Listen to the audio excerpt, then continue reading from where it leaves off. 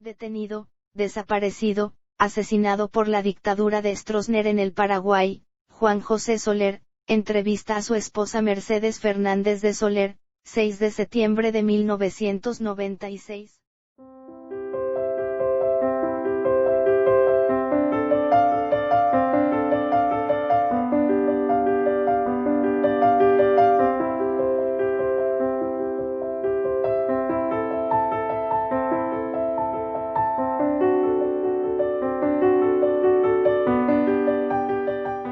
Sufrido tanto, esté con nosotros en la tarde de hoy y espero que podamos ayudarla de alguna forma, con oraciones los que son creyentes, con fuerza mental los que no lo son. Bienvenida Mercedes de Soler, ¿cómo estás, Mecha? Estoy bastante bien, sobre todo alentada con el rechazo al veto presidencial para la ley de indemnización a las víctimas. Eso nos alienta bastante porque realmente nos hizo sufrir mucho ese veto. ¿Seguro? Nos sentimos manoseados, nos sentimos que no se valoraba el sacrificio de la gente, que no se daba la importancia necesaria y sobre todo las razones expuestas por el rechazo, pero no tenían ningún sentido. Mercedes de Soler, ella integra la Comisión de Familiares de Detenidos y Desaparecidos. Ella es esposa de Miguel Ángel Soler. Miguel Ángel Soler fue mucho tiempo secretario general del Partido Comunista, es uno de sus más importantes líderes y está entre los desaparecidos políticos acá en Asunción, en Paraguay, durante el gobierno de Alfredo Stroessner. Algunos datos tuyos, Mercedes. ¿Viviste siempre en Paraguay? A mí me gusta mucho hablar de mí, ¿verdad? Seguro. Pero, además, no estarás acostumbrada. No, evito. Inclusive en Alemania quisieron hacer en Stuttgart, de una iglesia, de los metodistas. Sí. Un pastor quiso hacer un libro sobre mis gestiones, porque dijo que no había antecedentes que se hubieran hecho ese tipo de, o tantas gestiones. Daría para varios tomos. Y yo no quise. No quisiste. No quise, yo decía que no. Yo cumplía con un deber de conciencia y nada más. Pero a lo mejor es importante para las generaciones futuras, Mercedes, este país que tenemos tan poca memoria histórica. Lo que puede ser es para que la gente se entere o sepa lo que se puede hacer, ¿verdad? Para que sea posible el nunca más. Claro, en eso estamos todos. En eso estamos todos. Decime, Mercedes, ¿ustedes vivieron, te casaste con Miguel Ángel muy joven? A los 18 años. Ajá, jovencita. ¿Y él cuánto tenía? Sí, y él tenía 25. Ajá. ¿Vivieron en el Paraguay mucho tiempo antes de salir? Vivimos en el Paraguay, sí. 2 de mis hijos nacieron aquí, uno nació allá. En Buenos Aires. Nosotros fuimos, él estaba en el exilio cuando nos casamos. Ah, ¿ya se casaron estando él fuera del Paraguay? Estando él en el exilio, después de la Revolución del 48. Ah. Y luego volvimos, fuimos deportados, regresamos, fuimos deportados, así que, porque ahí hubieron tantos apresamientos. Él fue apresado antes de la Revolución, se escapó de aquella cárcel que era Santa Teresita, el Colegio Santa Teresita. El Colegio Santa Teresita. Ahí fue una escapada grandiosa, que se escaparon mucho. Y después, durante la Revolución, estuvo preso en la caballería, también se escapó. En el 55, fue apresado y lo llevaron al Chaco. En el 55 al Chaco paraguayo. Chaco. En el 55. ¿Y cómo? ¿De ahí también se escapó? ¿Se escapó? ¿Del Chaco Cruzó también? 450 kilómetros de Chaco a pie, entre 5 compañeros, que eran los que entraron en la... ¿En qué año fue eso? ¿En el 55? En el 55. Ah, porque Estuvo un poco más 7 adelante, meses, unos años preso. después se escaparon los del movimiento 14 de mayo también. Sí, habían unos 3 que se habían escapado antes, pero por el norte. Y ellos salieron a la Argentina, salieron a Pozo del Tigre. Con uno que ya no podía más, que consiguieron un caballo cambiando por relojes, por cosas que tenían. Y lo sacaron vivo al quinto en cuestión. Pero llegaron que eran piel y hueso y ojos, llegaron a tomar agua de caraguatá, chupando caraguatá o lo que quedaba de la lluvia en las hojas. Ella salvó mucha gente el Caraguatá entre la guerra y los prisioneros políticos. Sí. De ahí salió a la Argentina y ya fue para allá. Y de ahí regresamos también en el 57, que fue cuando asaltaron nuestra casa, nos apresaron a todos y lo torturaron bestialmente, muchísimo. ¿Qué edad tendría en ese entonces? ¿O fue allí que se escapó del Chaco? Claro, porque después ya no volvió en el 57. Después en el 57 fue que lo torturaron. ¿Y lo mandaron luego al Chaco? Lo mandaron al Chaco. Ahí se escapó y ya no volvió. Ya no volvió. Hasta el 72. En el año 72 él volvió al Paraguay. ¿En ese tiempo vivieron siempre en la Argentina? Vivimos en la Argentina. ¿En Buenos Aires la mismo? mayor parte del tiempo, sí, en Buenos Aires. Decime, Mercedes, ¿desde cuándo fue un activista político Miguel Ángel? Y él desde muy joven Estuvo en el Partido Febrerista, vino de la Argentina, donde el padre era ministro de embajador. Pues en la Argentina él se quedó estudiando en Buenos Aires y desde que regresó, y no sé en qué momento, pero enseguida él se hizo febrerista, y hasta el 55, que fue cuando pasó al Partido Comunista. O sea que primero es febrerista, luego recién se incorporó a las filas del Partido Comunista. Sí. Ya en ese Él momento fue militante más de la universidad, fue presidente del centro, estudiante de Derecho, era atleta, ganó copas, medallas. Sí, me contaron eso una vez, que era un gran deportista. Sí, era un gran deportista. ¿Llegó a recibirse de abogado? Le faltaron 2 materias, es decir, los trabajos prácticos y una materia que no las dio porque cayó preso. Porque para no bajar su promedio, como era el promedio más alto, tenía ganada medalla de oro, entonces no quiso dar en diciembre y dejó para marzo. Y en marzo cayó preso días antes de dar el examen. Ah, no me digas. Y después ya tuvo que exiliarse, la revolución, todo eso, y después ya no se interesó, ya no quiso. Porque en la Argentina le exigían hacer prácticamente la carrera de nuevo. Señoras y señoras oyentes de la FM-FEM, estamos en esta tarde de hoy con la señora Mercedes de Soler. Ella es integrante de la Comisión de Familiares de Detenidos y Desaparecidos, y es la esposa de Miguel Ángel Soler, secretario general del Partido Comunista, desaparecido político acá en el Paraguay. Seguimos con Mercedes, a quien si quieren hacerle alguna pregunta pueden hacerlo al 662-616. Volvemos después de la música. La primera vez fue torturado, fue en el 55, no en el 57. Y pero esta vez directamente lo asesinaron. Lo asesinaron. Me decís que me estabas contando que él volvió al Paraguay en 1972. 72. 72. Él ya 72. Ya ingresaba en forma. En el tercer congreso del partido decidieron que vuelva el partido al interior del país para estar aquí, para organizar, para estar aquí cuando se diera el cambio. Y bueno, y él encabezó la avenida. Había comunistas sueltos, pero no había ya organización. Y cuando cayeron, 3 años y medio después, fueron 500 comunistas que estaban presos, en emboscada, en todo más, qué sé yo. En el 76. En el 75. A fines del 75. Bueno, sí, a fines del 75. Fue la redada con ellos. Después del 76 fue contra la OPM, que era otro movimiento. Decime, Mercedes, él entonces entró, había entendido que él entraba y salía del Paraguay. Salió pocas veces, él entró, indudablemente que salió a pasar algunas navidades con nosotros, aprovechaba porque también tenía cosas que hacer, ¿verdad? ¿Ustedes seguían en Buenos Aires? No, claro, yo tenía 3 hijos estudiantes, no podíamos arriesgarnos los 2. Eso es siempre entonces sí, tratábamos de vernos. Mientras estuvo en la frontera yo venía todos los meses, pasaba días con él y volvía. Pero luego que ingresó ya fue distinto, ya nos veíamos una vez al año. Entonces él entró en 1972. Salvo un viaje que hicimos que fue muy lindo, un recuerdo muy lindo que me queda, porque fuimos invitados a Rumania, luego estuvimos en la Unión Soviética, estuvimos en otros países, fuimos a ver a Suecia, a la hermana de él que estaba deportada, a Carmen Soler. Carmen es Lali. No, Carmen es Mamacha. Mamacha. La poetisa. Ah, la poetisa, ya. Ella está casada con la hermana de Giorgi de Codas. Sí, de Codas. Ella estuvo casada con Casabianca, con Luis Casabianca. Y bueno, ese es un lindo recuerdo que me queda porque después de eso volvió a entrar y ya no lo vi más. Su permanencia en el Paraguay, Mercedes, fue naturalmente clandestina, ¿verdad? Completamente clandestina, al comienzo en situación muy precaria, inclusive con techos que se llovían, con gente muy buena pero muy sencilla. Entonces ¿acá en Asunción estaba? Sí, en Asunción. Y después cuando cayó estaba viviendo en el barrio Herrera, ya era una casa mejor, tanto que me escribió y me dijo: ya tengo baño, podés venir a visitar. Ya tengo baño, podés venir. ¿Y de qué forma fue la caída de él?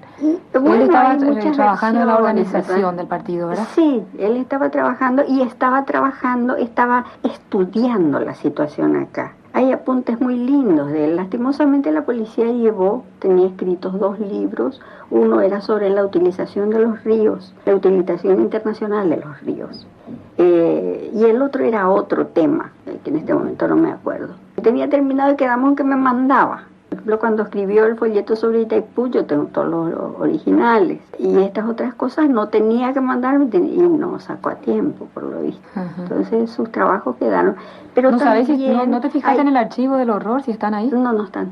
Es mucho tiempo atrás, ¿verdad? Sí. Además lo de él sacaron todo, porque hay que tener en cuenta que fue la segunda querella que se presentó. La primera fue la de Scherer, y la segunda ya fue la de mía. Miguel Ángel. Porque el golpe fue en febrero, yo en marzo ya estuve aquí, en abril ya se presentó la querella, pero ese lapso de tiempo fue buscar los testigos. Fue tremendo, tremendo escuchar todo, revolver todo eso. Fue horrible una vez que visitamos el lugar donde lo mataron. Dentro de investigaciones. Dentro de investigaciones. Vaciaron investigaciones ese día, ¿verdad? Vaciaron, pero eso estaba ahí. No, yo digo vaciaron de testigos. Lleno de cosas. No me refiero a las personas, que algunos presos recuerdan que... No, ya no estaba más, ya no había nadie en ese momento, pero estaban refaccionando, pero estaban haciendo otra cosa igual arriba, así que no sé lo que es. Era muy raro el lugar. Decime, Mercedes, ¿cómo fue que lo agarraron? ¿Fue delatado o las comunicaciones se filtraron? Sí, vaya a saber cómo fue. Hay toda una secuencia de caídas. Algunos militantes antes mira, disculpame, pero candidato al Partido Liberal, el que está en Lambaré, ¿cómo que se llama ese muchacho? Taurín Portillo. Taurín Portillo. Él fue el primero que denunció. Yo no sé si él ya fue un infiltrado o si fue... ¿Torturado? No, ni torturado no fue. Amedrentado o si ya fue...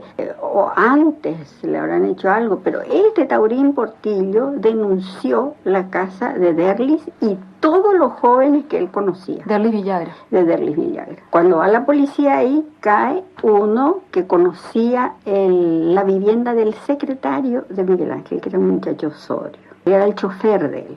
Y Osorio también. Fueron los dos que... Taurín Portillo, después un muchacho que tuvo otra actitud. Le llamamos HH, no me acuerdo cómo se llama ahora. Y Osorio, que también los pobres fueron muy, muy torturados. Taurín no, ni siquiera eso. Pero estos otros dos no tenían un pedacito sano. O sea, iban a decir lo que tenían en mente. Dijeron y cayó mucha gente. Pero lastimosamente llegan a la casa de Miguel Ángel. Y yo no sé. ¿Él estaba solo? No, había una señora y su hija que lo cuidaban. ¿Pero otra gente del partido no estaba? No. ¿A qué hora lo tomaron? ¿A la noche?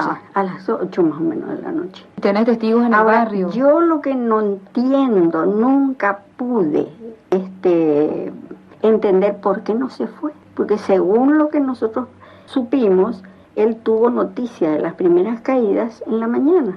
Dice que él dijo que iban a esperar que oscurezca. Por lo visto, él no creyó que el secretario iba a contar. Y no aguantó, el muchacho no aguantó. Pero en medio no se justifica que no haya salido. Claro, es una incógnita que vos tenés. ¿Por qué no se fue? Que yo tengo, sí. Realmente, habiendo vivido tanto tiempo. Esto fue en noviembre del 75. Sí. Él estaba en el país desde el 72. Desde el 72. Quiere decir que tiene que haber tenido perfectamente alguna forma, alguna vía. Claro, tenía que haber tenido, pero él se preocupó de destruir todo lo que podía comprometer a otros militantes, y especialmente de otros, por ejemplo, que se escribía con gente acá. Con militantes de otros partidos, ¿verdad? Ajá. Que cambiaban ideas y se ocupó de destruir todo eso. ¿Qué edad tenía Mercedes en ese momento? 52 años. Era muy joven. Y era joven. 62 años, 52 años. ¿Y qué otra 52. noticia tenés de ese momento? ¿A dónde lo llevan? ¿A la investigación? Directo. Directamente. Investigaciones y lo mataron. Esa misma noche. Esa noche. Pero la gente ahí están los testimonios de los que estuvieron ahí esa noche, lo vieron, oyeron que le gritaba Pastor Coronel, traficante de droga. Él le gritó todo eso. Cosa así, le gritó, inclusive le escupió. Y ahí lo mataron. Por ejemplo, uno de estos... Yo recuerdo haber leído un relato de Amnesty International. Ah, sí, el relato a mí fue fundamental. Pero aquí, por ejemplo, vos ves lo que dice que Camilo el Almada... Camilo Saprissa, o sea, el Camilo Almada, este famoso, le pegó un golpe de karate en la nuca y Pastor Coronel una patada en la boca del estómago. Allí murió Miguel Ángel Soler, luego de muchas otras torturas anteriores. Sí, porque había muchísima sangre, que es lo que relata Schwarzman, que que a él lo sentaron en la habitación, pero dice, era muchísima sangre lo que había, y le dijeron que era la sangre de Miguel Ángel Soler y que a él le iba a pasar eso. Dios mío. Y una vez inclusive fue muy emocionante cuando él dijo, cuando Mauricio dijo, y esa fue la última vez que lo vi a Miguel Ángel Soler. A mí me impresionó muchísimo. Mauricio Schwarzman estaba preso en ese momento. Sí. Él, o fue preso unos días después, pero él vio la sangre de Miguel Ángel. Sí, yo escuché también el relato de Mauricio. Dios mío, Mercedes. No, estas son cosas muy terribles que hay que recordar, para que no se repitan. Hay que olvidar eso. Estamos contra la impunidad, que es lo que crea toda esta serie de aberraciones. Para sentirse impunes. Pueden volver a hacerlo. Pero por supuesto, no solo eso, sino que hacen cualquier cosa, ya no hay límite. Decime, Mecha, vos después de eso, ¿cómo te enteraste de lo de Miguel Ángel? Y fue un compañero a decirme que había caído preso y que se decía que lo habían matado. Y yo me puse a analizar todo, y como estaba ese tiempo que no podía explicar, ¿tuviste una esperanza? Yo pensé que estaba vivo. Al comienzo yo pensé que no era él a quien agarraron. No, que lo agarraron sí, pero que estaba vivo, porque no se me ocurría que a una persona pacífica como a él, por lo menos en su manera de ser, de una persona como él, que lo mataran simplemente porque pensaba distinto, pero no se me ocurría que la crueldad llegaba tanto, ¿verdad? Porque todavía si lo agarraran con armas en la mano, que dijeran, pero así nomás, así nomás en forma ligera. Con eso no estoy justificando que hayan matado a los de los PM o cualquiera de los otros, no justifico, pero te quiero decir que por lo menos... Se te hacía difícil entender. Sí, no entendía. Decime, Mecha, vos nunca más viste su cuerpo, nunca más nada. Absolutamente. Vos no tenés idea dónde está enterrado. Nuestra información fue que él fue enterrado en la Guardia de Seguridad. Sí. Pero pasaron 2 años antes que se pudiera entrar. Y cuando se entró, se cavaron 9 hoyos de 30 centímetros. Entonces, ellos tuvieron tiempo de sacar todo lo que quisieron. Y cuando entraron los Oigurú, por supuesto, ya era una burla, porque hablaban de la tumba de Soler, como diciendo, en tal lugar está la tumba de Soler, y cuando se destapó eso, había un perro. No, han hecho cosas macabras. Dios mío, han acentuado la crueldad inicial con tantas otras cosas. Con todos nosotros. Y decime, Mercedes, el caso de Miguel Ángel es considerado un desaparecido, ¿verdad? Es muy distinto a los... Es muy distinto. Sí, a los que hay ya veces tienen que la gente no entiende. Inclusive para el monto de las indemnizaciones, nosotros habíamos puesto como un ítem especial, como se pone en todos los demás países, el detenido desaparecido. Porque el detenido desaparecido te muere 1000 veces. Y es una cosa que no sabes qué pasó. O lo que yo pensaba era, por ejemplo, el no poder dormir pensando qué más podía hacer por él para salvarle la vida. Si aún estabas a tiempo. Para salvarle la vida. Todo lo que hice, llegar hasta el Vaticano, a las Naciones Unidas, a la OEA, a todas las organizaciones internacionales que había, juristas democráticos, juristas católicos. Bueno, todo lo que te puedas imaginar. Un tiempo se dijo que podían estar con vida en el sótano del batallón escolta. Cada rumor era un dolor nuevo. Claro. Y la esperanza por un lado, pero por otro lado, estar sufriendo. Era terrible. Yo te digo, yo enterré a mi hija y no puede haber un dolor más grande que la pérdida de un hijo. Una hija de 32 años, médica con 2 hijitos chicos. Tengo que vivir con esa pena, ¿verdad? Pero yo la enterré. Tenés la paz de saber que yo sé. ¿Sabés dónde está? Yo sé, yo la puse ahí. Pero lo otro es muy diferente. Y lo otro no. Lo otro es una cosa y por años tenés la duda, vivís con esa incertidumbre. Tenés y después angustia. Que está, muchas veces dije que la muerte tiene nombre y apellido con él. Están los asesinos. Y eso no puede quedar impune. En cambio, mi hija fue una enfermedad, un cáncer. Es decir, vos vivís con esa pena, pero la aceptás. El otro es inaceptable. Hay muchos desaparecidos. No son Mira, demasiados, yo tengo ¿verdad? una lista. Dentro del Paraguay. Porque están los desaparecidos en la Argentina y traídos también. Sí. No, dentro del Paraguay tengo una lista de más o menos 39 personas. Sí, acá. No son demasiados. 39 personas que están... Pero no te puedo decir que esta lista esté muy acabada, porque acá entre los muertos en torturas figuran también desaparecidos. Como también Miguel Ángel Soler, por ejemplo, Derlis Villagra, otra gente. Hay que tener en cuenta que todos son muertos, todos están muertos, estos que figuran aquí. Pero algunos fueron entregados a sus familiares, están enterrados. Claro, creo que Carlos Mancuello, o no, por ejemplo, los hermanos López. Los hermanos López no sé si los entregaron, no se habrán molestado. De todos modos, más o menos son 39 los desaparecidos dentro del Paraguay. Sí, y acá tenemos una lista entre muertos y asesinados de 78 personas. De 78 personas, sí. Probadas, ¿verdad? Puede ser que en el campo, cuánta gente allá cuánta gente que no hizo nada, que los familiares ni se enteraron o no tienen posibilidades de hacer, ni conocimientos suficientes, te quiero decir, todas esas para haber cosas. Podido llegar a otra instancia y denunciar. Sí. Señores y señoras oyentes de la FM-FEM, estamos en la tarde de hoy con la señora Mercedes de Soler. Ella es integrante de la Comisión de Familiares de Detenidos y Desaparecidos. Lucha hasta ahora, como dijo ella recientemente, por el no a la impunidad. Volvemos con Mercedes después de la música. De la FM-FEM seguimos con nuestra invitada de la tarde de hoy. Ella es Mercedes de Soler. Es la esposa de Miguel Ángel Soler, que fuera secretario general del Partido Comunista y uno de los desaparecidos políticos del Paraguay. Decime, Mercedes, vos luchaste mucho por saber algo de Miguel Ángel, ¿no? Sí, luché mucho, hice todo lo que pude, todo lo que se me ocurría en el momento. Fíjate que 5 universidades lo presentaron al gobierno una invitación formal, así por si estaba vivo, para que vaya a enseñar. Nunca una universidad de Roma, la Universidad de París, otra universidad francesa, en otra parte, holandesa, con la de Holanda empezamos, de Honduras.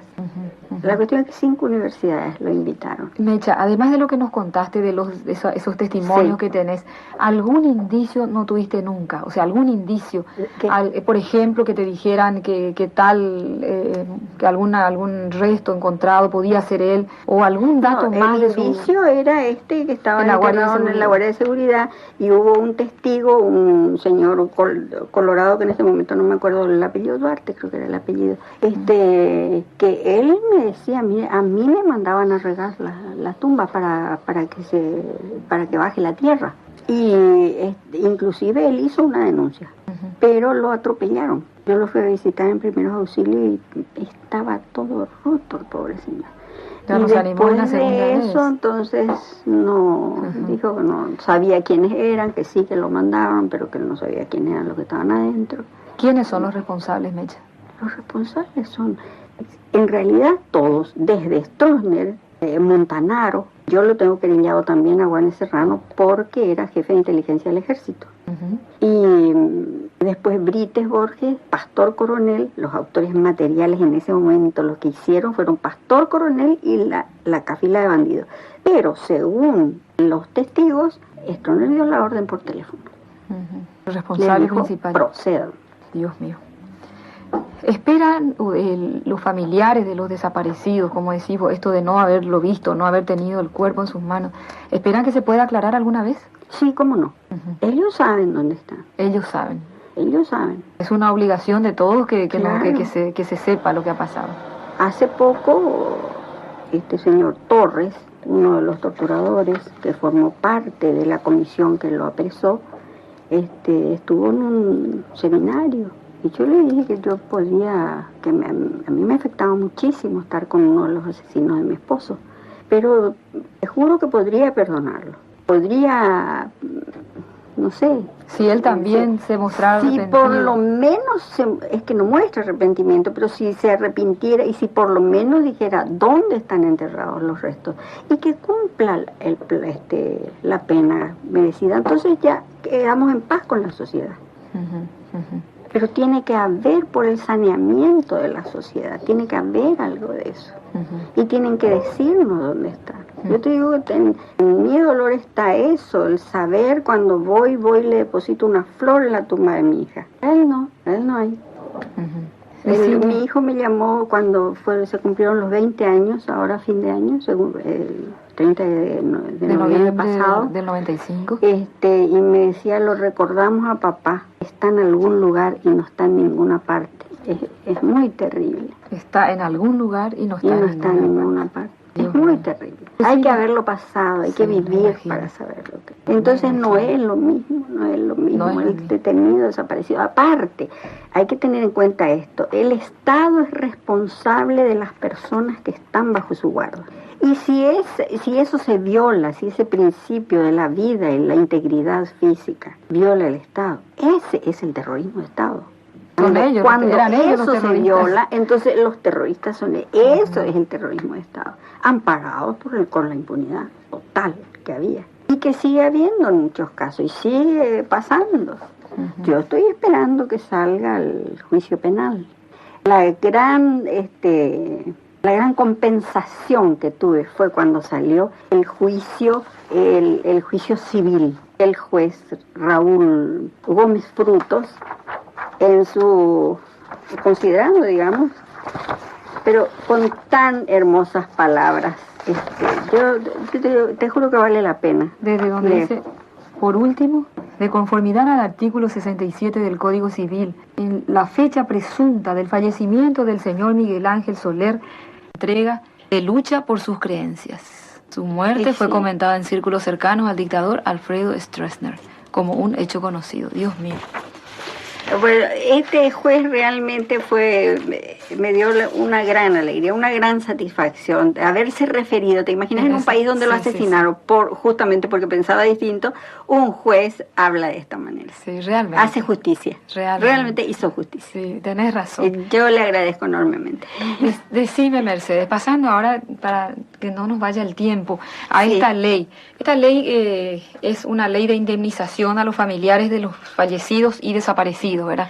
Y no solamente, también a los que estuvieron presos. Ah, ya. Sí, la ley dice a los torturados, a las pérdidas materiales que tuvieron. Y mira, no se contempla mucho porque es bastante precaria la responsabilidad que se asume, ¿verdad? Pero es un reconocimiento. ¿Quiénes son los autores del proyecto de ley? Fue Nelson García Ramírez y... En el periodo anterior, entonces. En el periodo anterior y Carlín Romero Pereira y Nelson García Ramírez. Sí, eran diputados. Yo creo que fue, pero Nelson García estoy segura. Creo que Carlín también, no me acuerdo. ¿Y desde ese momento se está tratando en el Parlamento? Sí, se presentó ya en el periodo anterior. El veto... No se hicieron las modificaciones necesarias, al contrario, se modificó retrasando porque es muy injusta para los que estuvieron 20 años presos. Que se le da una indemnización mínima, irrisoria. Puede ser que se pueda cambiar algo, que se pueda mejorar, ¿verdad? Entre los que están vivos todavía, de los que aguantaron 20 años, uno sería Ananías Maidana. Ananías Maidana, sí. Ananías Maidana, el otro sería el capitán Ortigosa. El capitán Ortigosa, que es el que mayor cantidad de años estuvo. El sargento Obando andará por los 14 años, 16 años, algo así, ¿verdad? Y aparte de Ananías Maidana, Alcorta ya está muerto. Virgilio Vareiro. ¿Virgilio Vareiro vive? 16 años. 16 años. Rojas está fallecido también. Hay mucha gente. Rojas está fallecido. Y Alcorta también. Alcorta también, sí. Esta ley, ¿el Ejecutivo la vetó? El Ejecutivo la vetó. ¿El Ejecutivo ya del gobierno actual? Sí, Juan Carlos Vamos. ¿Con qué fundamentos? Vetó. Mira, no me quiero ni acordar porque realmente decía que justificaba la dictadura, porque decía que no tienen derecho a reclamar porque era según las leyes de ese momento. Y ni siquiera las leyes liberticidas, esas 209 o 194 y 209 creo que era. Sí, 294 y después 209. Ni siquiera esas, donde dice que se puede torturar y matar. De ninguna manera, eso no está justificado de ninguna manera. Tampoco se puede justificar que no hay medios cuando estamos viendo lo que pasa. Sacan dinero del banco así como nada. Se ha auxiliado a los banqueros que nos están defraudando. Yo también somos muchos los que estamos en esa situación. Que para poder estar aquí haciendo mi trabajo y luchando, yo también puse dinero. Pusiste dinero, entonces te tienen que indemnizar por muchos motivos. Es cierto lo que decís, tanto dinero se dio para auxiliar las finanzas del país, sin embargo... Pero sí, aparte que el Estado tiene que cumplir su responsabilidad. Y después, ¿cómo se resarce el Estado? Bueno, eso ya es otra cosa, ahí vienen malavidas por todos lados. Pero eso ya no es responsabilidad nuestra. El veto fue rechazado, ¿verdad? El veto fue rechazado. En estos días nomás. Primero por el Senado, inmediatamente fue rechazado por el Senado. Y diputados tardó un poco más, pero tuvimos el rechazo del veto. Y eso es una gran cosa. Es una gran cosa. Es una gran ¿Y cosa, qué se espera ahora, Mercedes? Y ahora para que tendría que implementarse a través del Defensor del Pueblo, de la Defensoría del Pueblo. Que todavía no hay. Que todavía no hay. Entonces, puede arreglarse por ahí o puede haber otras vías de solución. Hay algunas propuestas de otras vías, propuestas nuestras, ¿no? De solución. Y vamos a ver cómo se soluciona. Lo principal es que salga la ley.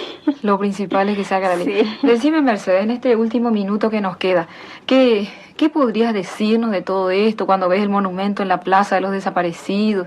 Cuando estás peleando, ¿qué sentís? ¿Que de todo modo querés saber dónde está? Sí, por supuesto. Me parece que no he terminado. Me parece que no te... Sí, yo quiero condena. Quiero las condenas. Porque me parece que con eso... Esa es mi contribución a la democracia. Todo este trabajo, todos estos años, creo que es la contribución para el saneamiento de la sociedad. Entonces, que no quede impune. Que estos crímenes no queden impunes. Y es decirte, sigo siempre trabajando no solamente por esto, sino por los derechos humanos en general. Estoy en la Comisión Nacional de Derechos Humanos y en la Asamblea por el Derecho a la Vida.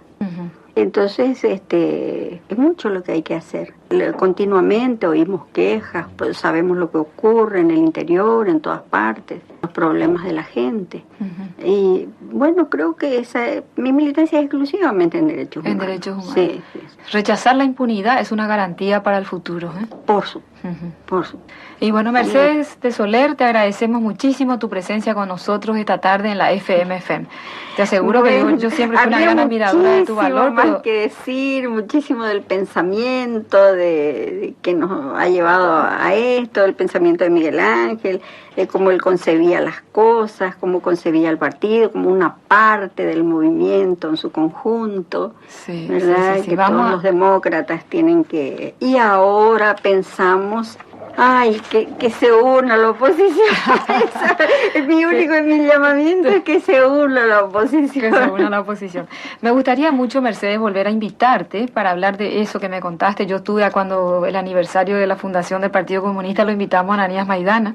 Sí, estuvo acá con nosotros. Me gustaría mucho porque es una cosa que fue un periodo desconocido, porque acá pues estaba prohibida todo tipo de literatura. Y sobre todo tantas que cosas de las muy mal. Que sí, se entendía muy mal que creían que éramos personas diferentes.